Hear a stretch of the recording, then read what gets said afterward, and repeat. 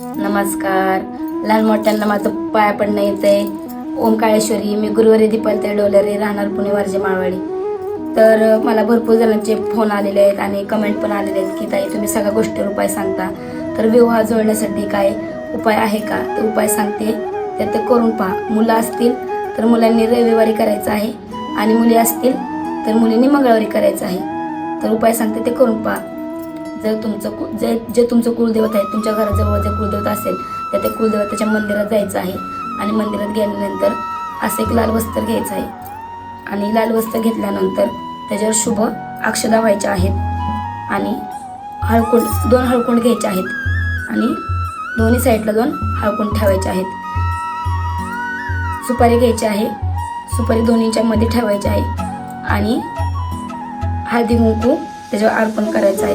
हळदी कुंकू अर्पण करताना जे तुमचं कुलदैवत आहे त्या कुलदैवताला तुमची जी काय विवाहाबद्दलची जी समस्या आहे, ज्या अडचणी आहेत त्या बोलायच्या आहेत की आमच्या विवाहाबद्दल बाशिंगाचा मार्ग किंवा कोणी काही अडचणी काही निर्माण केल्या असतील विवाहाबद्दल तर ते निघून जाऊ दे असं बोलून सगळं बोलायचं आहे. हळदी कुंकू त्याच्यावर अर्पण करायचं आहे. परत हे जे आपण हळकुंड ठेवलेले आहेत ते हळकुंड उचलायचे आहेत, जुळवून घ्यायचे आहेत आणि लाल धागा घ्यायचा आहे आणि दोन्हींना असं बांधून घ्यायचं आहे.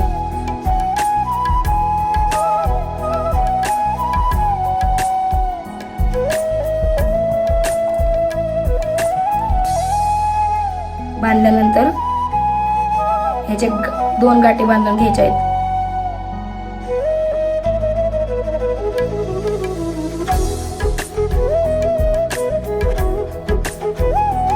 दोन गाठी बांधल्यानंतर परत हे याच्यातच ठेवायचं आहे आणि याची परत पोटली तयार करायची आहे.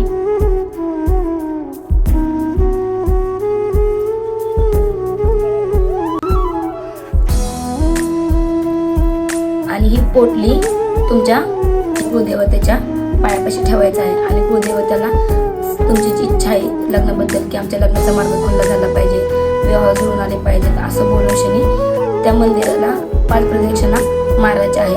आणि हा उपाय मुलं असतील तर मुलांनी 7 रविवार करायचे आहेत आणि मुलींनी 7 मंगळवार करायचे आहेत. हा उपाय तुम्ही नक्की करून पहा. ओम काळेश्वरी.